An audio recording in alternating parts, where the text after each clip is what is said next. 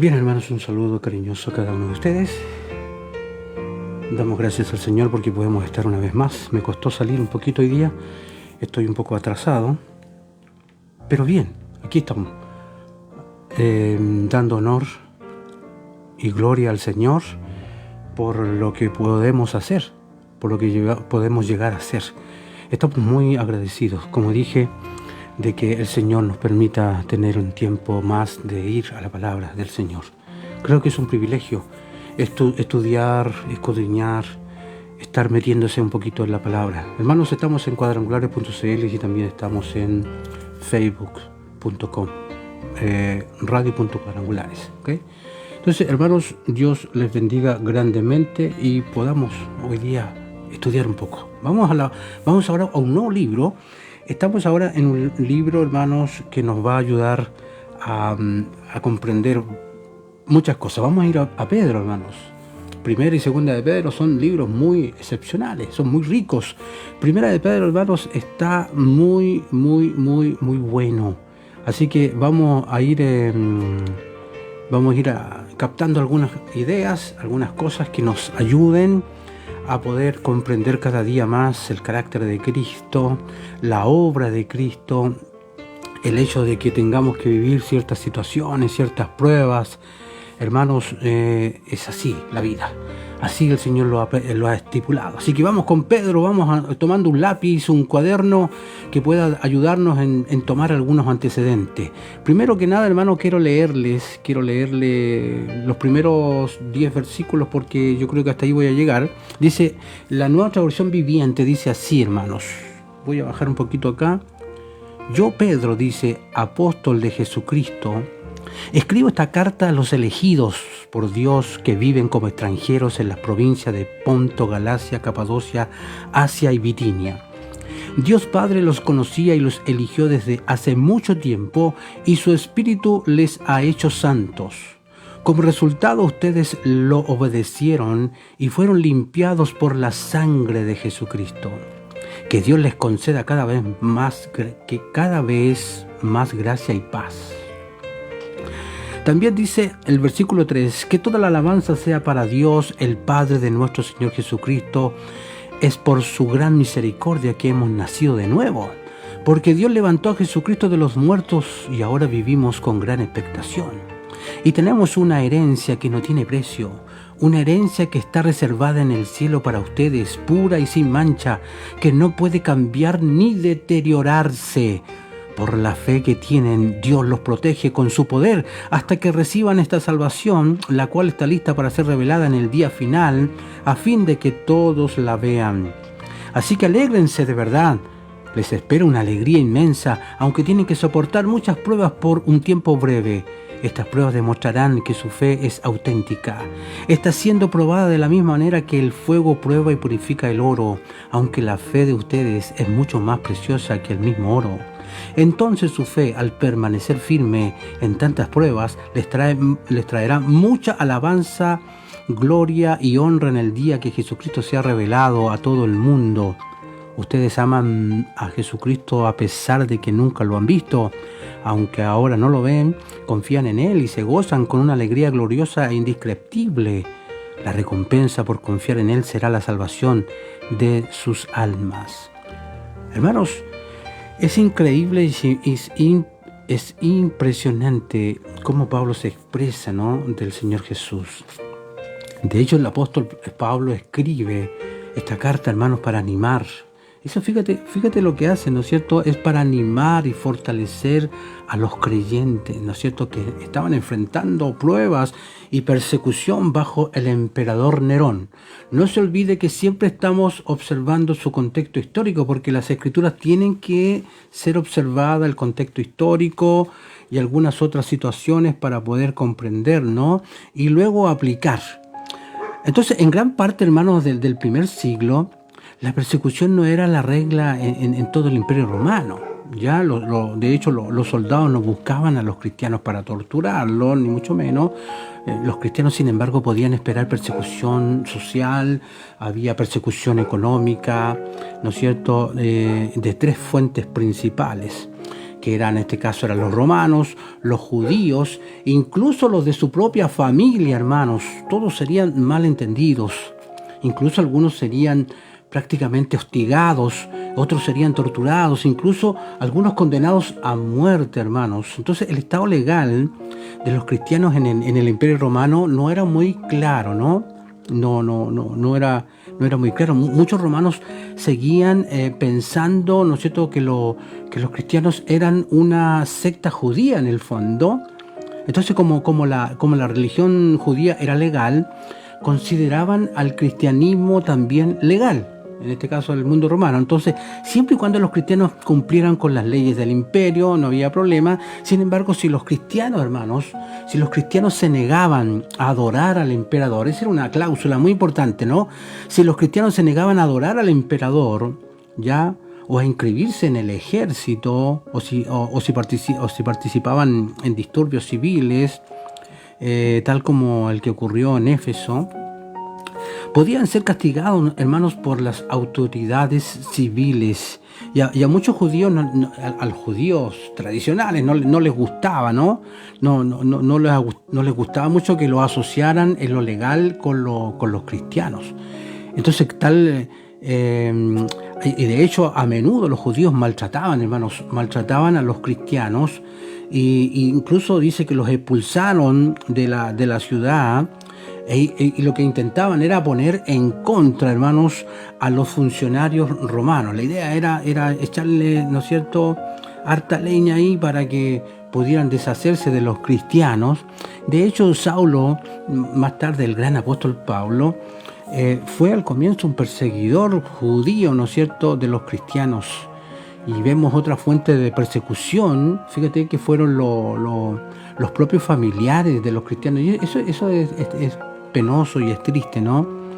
De hecho, bajo la ley romana, la cabeza, hermanos, la cabeza del hogar tenía autoridad absoluta sobre todos sus miembros. Entonces, a menos que el hombre que dirigía el hogar fuera cristiano, la esposa y los hijos y los criados cristianos podían obviamente afrontar el sufrimiento extremo. Si eran expulsados, seguramente no hallarían sitio donde dirigirse, salvo las propias iglesias. Entonces, si eran golpeados, ningún tribunal, hermano, los iba a defender sus derechos. Entonces, la carta de Primera de Pedro, que es la que yo estoy dando un poco la introducción, la carta de Pedro pudo haberse escrito sobre todo para los nuevos cristianos, ya, para los que planeaban bautizarse, ya, porque cada vez que se iban metiendo en todo esto del cristianismo con fuerza, era un peligro mayor, por así decirlo. Debía advertirse acerca de lo que tenían por delante, y obviamente requerían, esta carta fue muy fundamental porque requería las palabras de aliento de Pedro para ayudarles a enfrentar las pruebas. Así que muchos discípulos de Cristo en todo el mundo viven incluso bajo gobernantes mucho más represivos que el Imperio Romano del primer siglo. Usted sabe, ¿no es cierto?, en el mundo oriental hay mucha persecución, y obviamente en todas partes los cristianos están sujetos, hermanos, a malos entendidos, a ridiculizados y a hostilizados incluso por sus amigos incrédulos, sus propios empleadores, incluso los miembros de la familia. Así que nadie está libre, hermanos, incluso de catástrofes, tampoco de dolor, de enfermedades y de muerte. Así que pruebas que en este caso, como la persecución, hermanos, nos hacen depender. Obviamente la idea clara era ¿cuál? Que había que depender absolutamente, hermanos, de la gracia de Dios. Eso Pablo dice, en el fondo les anima a depender de la gracia del Señor, ¿ya? Así que para los lectores de hoy, como para los lectores de aquella época, el tema de esta carta es la esperanza, hermano. Es la esperanza, hermanos. Pedro fue uno de los 12 discípulos escogidos por Jesús, y con Jacob y Juan tomó el grupo íntimo que Jesús seleccionó para una preparación especial y una comunión muy especial. Entonces Pedro fue uno de los primeros en reconocer, hermanos, que Jesucristo era el Mesías, el Hijo de Dios. Y Jesús le dio un puesto, fíjate, de liderazgo muy importante, muy especial en la iglesia, aunque durante el juicio de Jesús, Pedro negó reconocerlo, luego se arrepintió y llegó a ser un gran apóstol. Y vemos eso, ¿no? Entonces esta carta está dirigida también, fíjate a quién está dirigida a los expatriados, que enseguida lo vamos a analizar un poco más esto, de la dispersión, o a los cristianos judíos que fueran esparcidos por el mundo como consecuencia de la persecución, ¿no es cierto?, a los creyentes en Jerusalén, en sus alrededores. Entonces los primeros creyentes y los primeros líderes de la iglesia primitiva fueron todos judíos, hermanos, eran todos judíos. Entonces cuando se hicieron cristianos, no renunciaron a su herencia judía, así como nosotros no renunciamos a nuestra nacionalidad, digamos. Entonces cuando comenzamos a seguir a Cristo, debido a la persecución, estos creyentes fueron esparcidos por todas partes, por todo el mundo romano. Así que, hermano, la persecución no detuvo, en todo caso, no detuvo la difusión del Evangelio.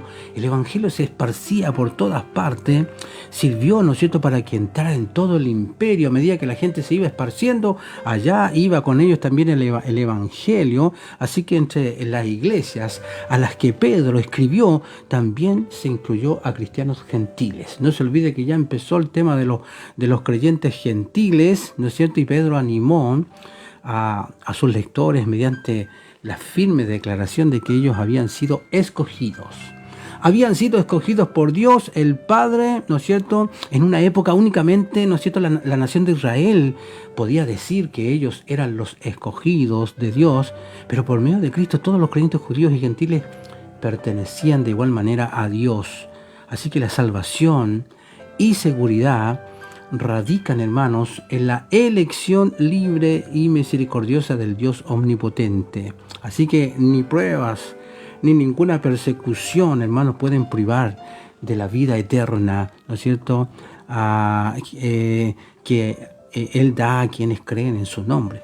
Así que, hermanos, ya quiero definir un poquito, ir dando algunos detalles un poco más profundos para que ustedes puedan tomar algunas ideas, pero hay hartas cosas que compartir acá y no hay cómo hacerlo, porque generalmente un capítulo lo divido en dos partes, pero esto tiene mucho para darle, mucho más.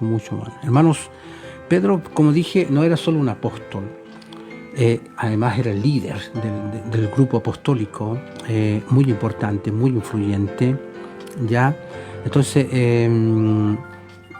fíjate, hermano, que vamos a observar algunas cositas de Pedro. De hecho, Jesús habla más de Pedro que de cualquier otro individuo. Es como un personaje importantísimo, especial. Hizo de todo, digamos. Aparte de que negó a Cristo, era impulsivo, un montón de cosas que les quiero mencionar aquí. Algunos detalles que quiero anotarlos, hermano. Mire, Jesús reprendió a Pedro más que a cualquier otro discípulo. Le pasaba que a veces tenemos algunos discípulos medios porfiados, medios impulsivos, medios peleadores, qué sé yo, y resultan ser los mejores posteriormente. Pero fue el único discípulo que se atrevió a reprender a Jesús. Pedro confesó a Jesús con más valentía y precisión, hermanos, que cualquier otro discípulo. Miren, esos detalles son fundamentales, hermanos. Pedro negó a Jesús con más fuerza, mire, y públicamente que cualquier otro discípulo. ¿Te fijas cómo iba de un lado a otro? ¿Ya? Elogió a Pedro más que cualquier otro discípulo.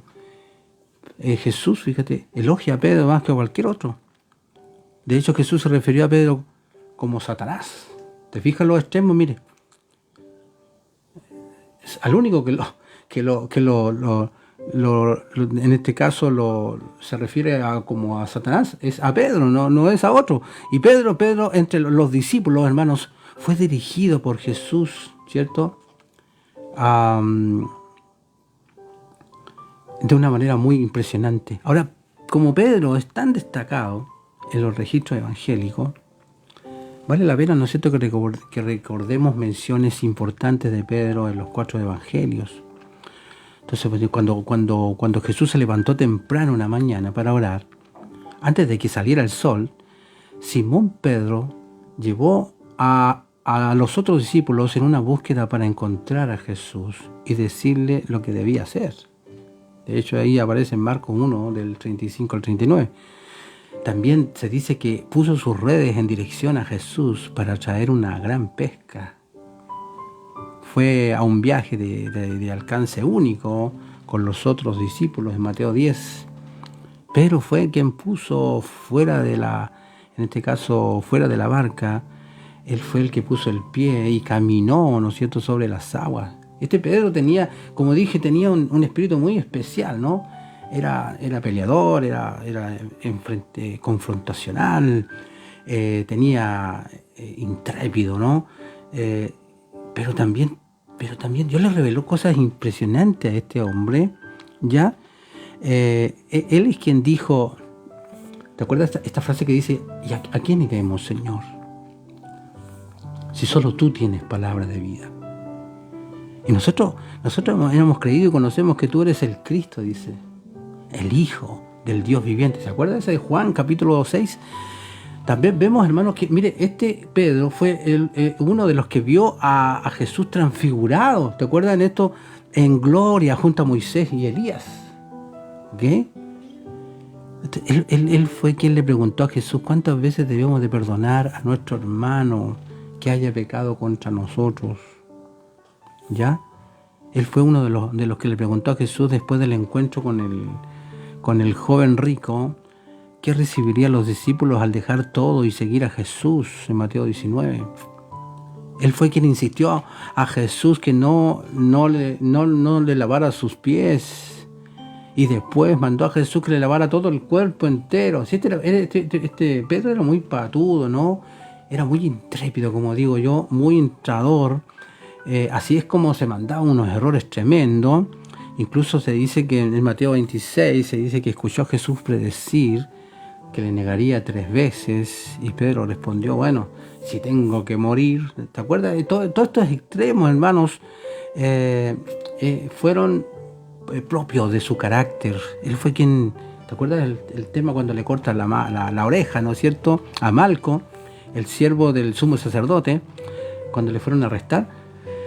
Las tenía todas, Pedro las tenía todas en realidad. ¿Te acuerdas cuando él niega a Jesús 3 veces, maldiciendo y jurando que ni siquiera lo conocía, ¿no?, al hombre? Incluso rehusándose a decir el propio nombre de Jesús, o sea, ni siquiera nombró a Jesús.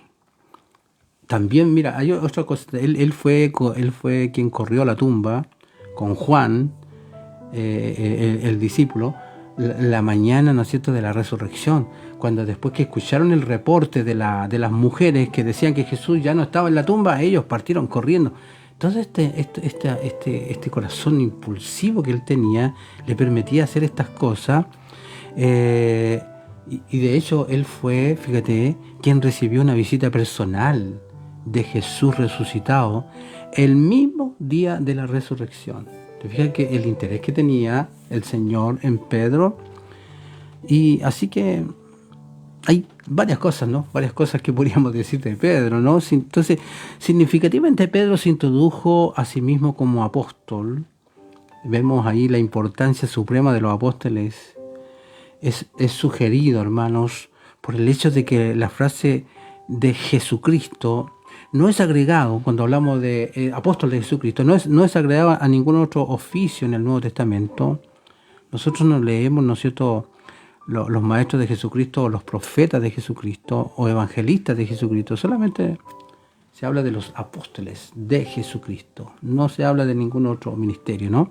Entonces Pedro no hizo nada para explicar o justificar su apostolado, no explicó nada de eso, no añadió alguna frase como por la voluntad de Dios tampoco, como lo hacía Pablo, ¿no es cierto? En algunas ocasiones Pablo hace eso, ¿no es cierto? A diferencia de Pablo, el apostolado de Pedro, hermanos, nunca fue cuestionado. Entonces, así que es interesante cómo él Él parte con un ministerio muy impresionante. Y aquí le habla entonces a los expatriados, dice. Y a los expatriados en el fondo habla de peregrinos. La idea detrás de la palabra de expatriados es de alguien que es residente. Residente temporal. Residente temporal en una tierra foránea. ¿Ya? Y expatriados se habla de, son peregrinos y viajeros en el fondo. De hecho, los expatriados viven en constante conciencia, hermanos, de su verdadero hogar. ¿Ya? Y vemos, hermanos, que el escrito cristiano primitivo, que es de Diognetus, en este caso, Diogneto, da una muy buena idea de qué son los expatriados. Vamos a explicarlo un poquito más. Ellos habitan, dice, en las tierras de su nacimiento. ¿Te fijas? Habitan en la tierra de su nacimiento, pero como residentes temporarios. Esos son los expatriados. Saben que no son de esa tierra, ¿no? O sea, nacieron ahí, pero no son de ahí. Ellos habitan en las tierras de su nacimiento y toman sus responsabilidades, ¿cierto? Como cualquiera ciudadano, soportan todas las discapacidades como extranjeros también, ¿ya? Y cada país extranjero es su tierra natal, digamos. Y toda tierra natal es su país extranjero. ¿Te fijas? O sea, ellos siempre estaban ahí como que ese no era su tierra. Y pasan sus días en la tierra, pero su ciudadanía, ¿dónde está? En el cielo. Ellos saben que está en el cielo. Esos son los expatriados. Así que usted y yo somos expatriados. Sabemos que nuestra ciudadanía está en los cielos. Así que cuando hablamos de los expatriados de la dispersión, Pedro claramente está escribiéndole a los gentiles que se habían convertido, ¿no? Y aún así los llama expatriados de la dispersión, ya un nombre que era aplicado a los judíos, ¿sí? Entonces él los llama así porque mira a que los cristianos de su tiempo han sido rociados por el mundo, ¿no es cierto? Como los judíos habían sido esparcidos en la dispersión después de la caída de Judá y Jerusalén cuando fueron conquistados por los babilónicos, o sea, fueron rociados, fueron esparcidos. Y aquí habla entonces de 3 o 4 ciudades que habla de Ponto, Galacia, Capadocia, Asia y Bitinia. Estas áreas en específico eran lugares donde el cristianismo había sido extendido, ¿ya? En las primeras décadas del comienzo de la iglesia. Claro, ahí parte la cosa, ¿no? Y probablemente era la ruta que el mensajero original de la carta de Pedro seguiría, ¿no es cierto?, al distribuir prácticamente la carta. Esto no fue escrito a ninguna congregación, pero intencionalmente escrito a todos estos cristianos que estaban por diferentes lados. Así que, hermanos, vemos, hermanos, cuando habla de elegido, dice, según la presencia de Dios, Padre, en santificación del Espíritu, para obedecer y ser rociados con la sangre de Jesucristo. Gracia y paz sean multiplicadas. Eso lo habla el versículo 2. Pedro primeramente se refiere a sus lectores destinados como los elegidos, ¿ya? Y esto simplemente significa, hermanos, que fuimos elegidos ya por Dios en un sentido único y en un sentido particular.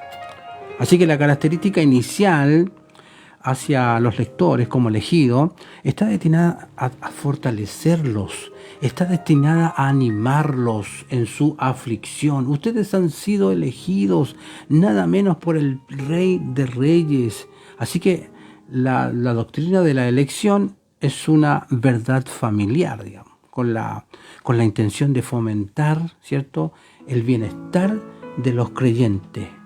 Heber decía eso, ¿no?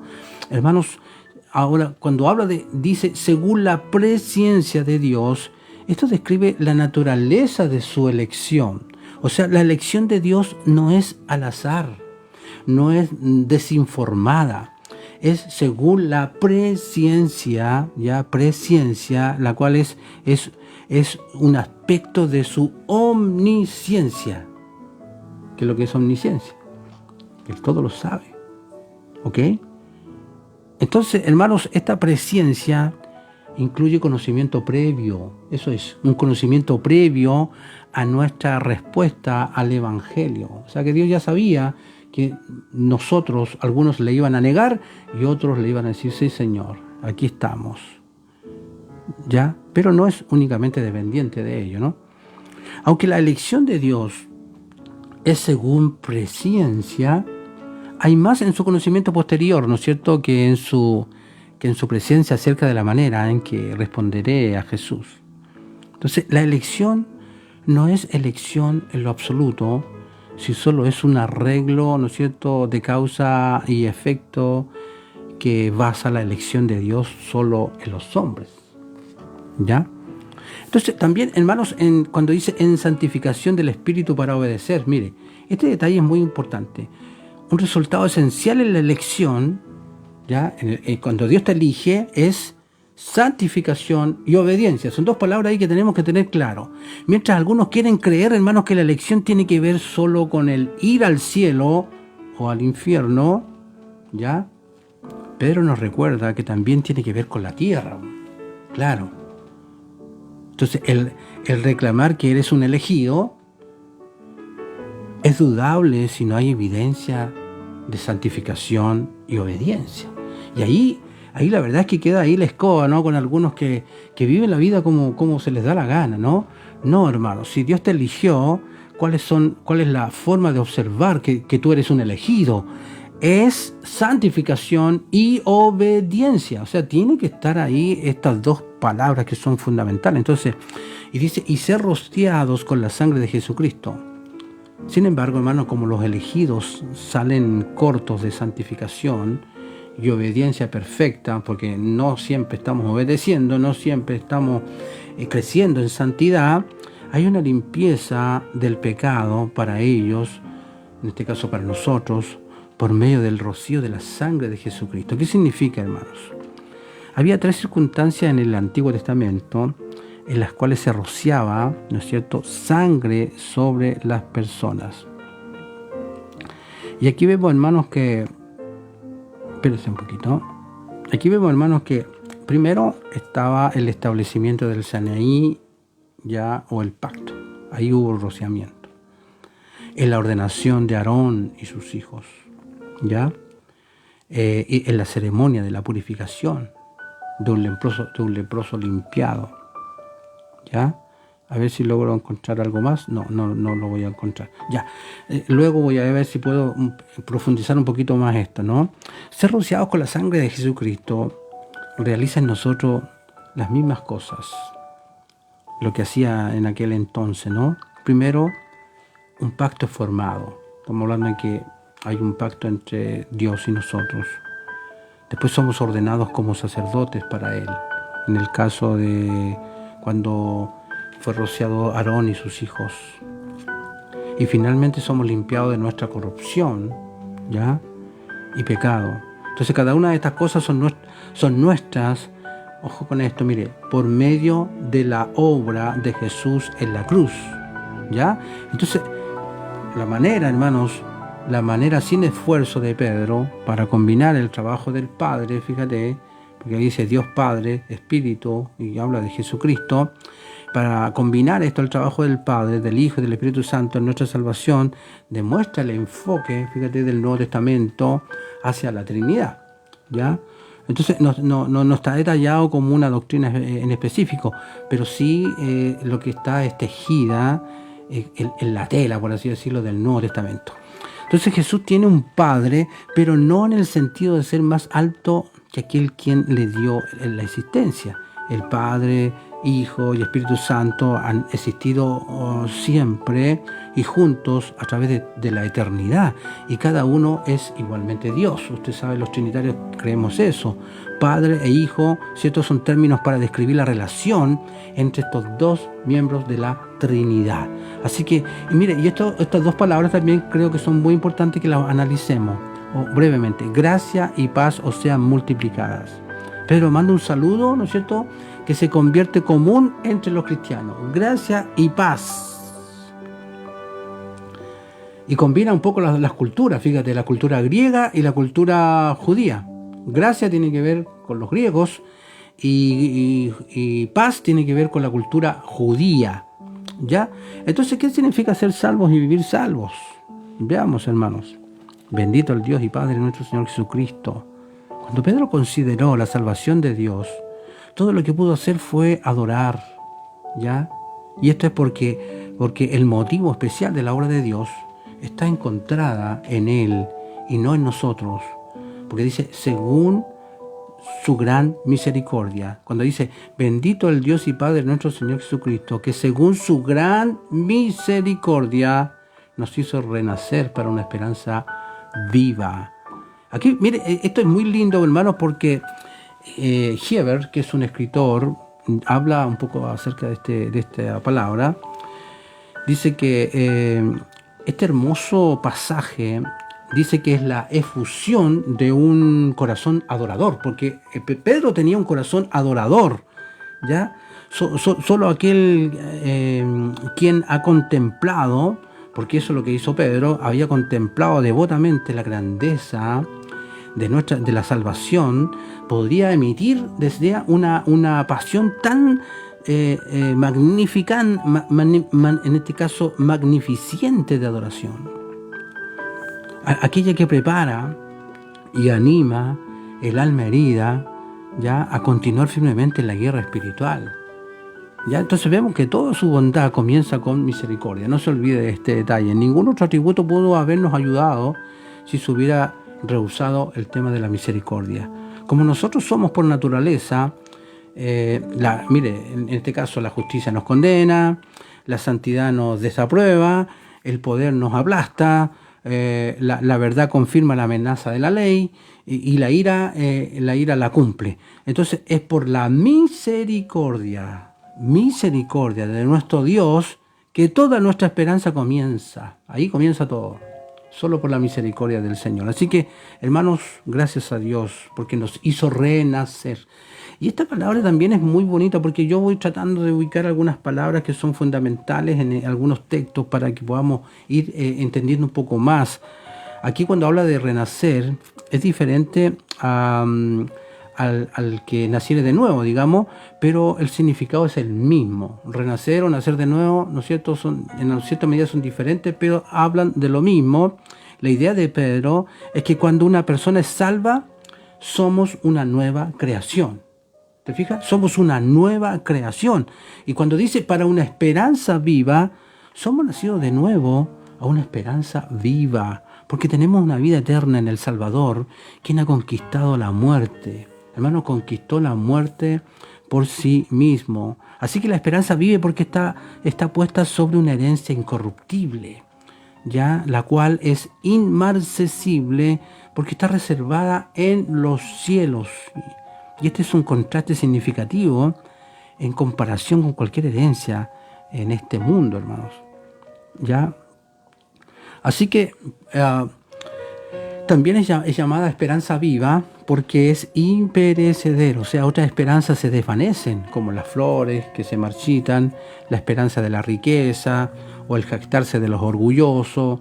Todas estas van a morir como una lámpara cuando parpadea, cuando tiene problemas con el enchufe. Entonces, la esperanza del monarca más grande ha sido aplastada delante de todos de nuestros ojos.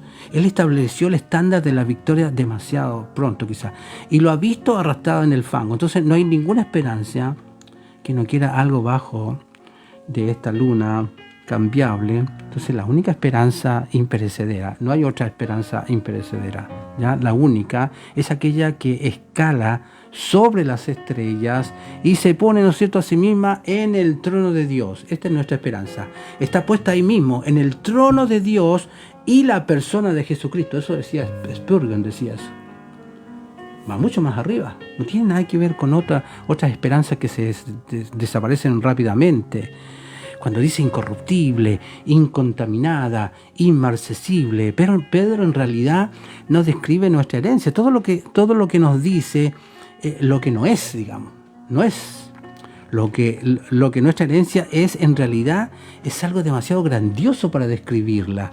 Y aún así podemos saber, ¿no es cierto?, que nuestra herencia no perece. Nuestra herencia no se acaba, no se puede contaminar y no se puede marchitar. Así que ¿cuántos le dan gracias al Señor por eso? Nuestra herencia, hermano, es como la herencia de Aarón, la herencia del salmista, ¿no es cierto?, en Salmo 16, el cual es el regalo del Dios mismo. Como Dios se dio a sí mismo por nosotros, Nuestra herencia comienza aquí y ahora. Desde el día que nos convertimos, desde el día que conocimos a Cristo, comenzó. No podemos experimentar nuestra herencia si no hemos sido nacidos de nuevo. Ojo con eso. Para experimentar esta herencia hay que nacer de nuevo. ¿Ya? Sería, si no fuera así, sería como recompensar a un hombre ciego, ¿cierto? Mostrándole el atardecer más lindo y más hermoso, o también llevando a un ciego a un museo de arte. Un hombre que no ha sido regenerado no tiene la capacidad de disfrutar esta herencia. Así que si usted conoce a Cristo, disfrute la herencia que el Señor le ha dado, disfrute la herencia que el Señor tiene para su vida. Entonces, al hablar con aquellos que no conocen a Jesús, no debería solamente contarles de las agonías que experimentarán en el infierno, sino también de las glorias del cielo que se perderán. Claro. Cuando dice sois guardados por el poder de Dios mediante la fe, ¿ya? La promesa de nuestra herencia es segura, hermano, porque somos guardados por el poder de Dios, asegurándonos, ¿cierto?, que soportaremos mediante la fe hasta que regrese el Señor Jesús. Bueno, hermanos, el poder de Dios es la guarnición, por así decirlo, en la cual encontramos nuestra seguridad. Nosotros somos guardados por el poder de Dios, pero no se olvide que es mediante la fe, ¿no? Guardados por el poder de Dios mediante la fe, ¿ya? Así que la persona que es guardada es una persona que permanece en una relación continua de fe con Dios. No decaiga tu fe, hermanos. Podemos decir que la fe activa, ¿no es cierto?, el poder preservador de Dios en la vida del creyente. Hermanos, así que lo que se nos ha dicho en el versículo anterior, que nuestra herencia ha sido reservada en los cielos, ya nos pudo haber cedido un poco de confort, a menos que la aseguranza hubiera sido seguida y tapada por esto, ya que los herederos también han sido guardados por su gozo completo. Hermanos, yo creo que voy a tener que hacer mañana, a ver si puedo, no, pues ya mañana ya no, es la próxima semana, ya seguir con esto del capítulo 1, porque es realmente precioso, hay mucho que sacar de acá. Voy a intentar repasar nuevamente la primera parte, porque llegué hasta solamente los primeros 5 versículos, no alcancé más. Después ya empieza a hablar del propósito de las pruebas en los que son salvos, ¿ya? Y vemos, hermanos, cómo en aquella época estaban viviendo momentos muy críticos, muy difíciles, ¿ya? Pero sin embargo, Pedro les explica, nosotros especialmente nos alegramos, ¿en qué? En el poder de Dios, que nos guarda, ¿cierto?, cuando somos afligidos en diversas situaciones y pruebas, sabiendo que Él nos guardará mientras somos probados con fuego. Hermanos, lamentablemente muchos de nosotros vamos a ser probados, a ver qué tan fuerte es nuestra fe, hermanos, ¿ya? Si es necesario, dice, hay que ser afligidos. A veces los cristianos pensamos que las pruebas y las tentaciones son nuestro presente y no hay nada que podamos hacer al respecto. Sin embargo, el cristiano fuerte y verdadero nunca será afligido en la prueba.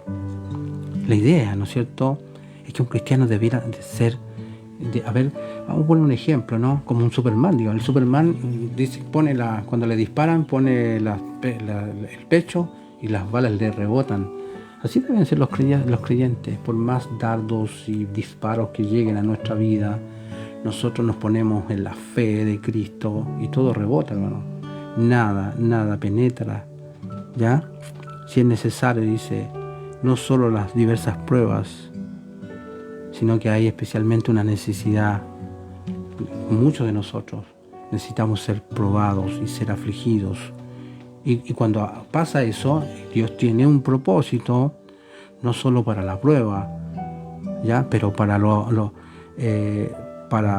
los afligidos que no sentiremos en la prueba, sino para ese momento duro. Dios está dándonos esa posibilidad de crecer y avanzar en la prueba. No olvide que cuando habla de diversas pruebas, es lo mismo que dice Santiago, es muchos colores, ya, y era descrito o era usado para describir la piel del leopardo, los diferentes colores veteados de mármol o una túnica bordada, para eso se dice, ¿no? Bueno, recuerde que Pedro está mirando a lo que estaban viviendo cada uno de ellos, ¿ok? Cada uno, pero no olvide que nosotros somos la última generación y también en esta pandemia especialmente hemos pasado muchas pruebas. Hay gente que ha sido probada tremendamente y lo más precioso de todo, que ha salido victoriosa. Señor, muchas gracias por este tiempo, gracias por escuchar. Comparta, hermanos, comparta. Lo único que nos queda, que la gente escuche la palabra, que la gente aprenda la palabra, que la gente se edifique con la palabra. No nos queda otra, hermanos. Así que un abrazo, Dios les bendiga, que tengan un lindo día y bendiciones a cada uno de ustedes, hermanos. Gracias.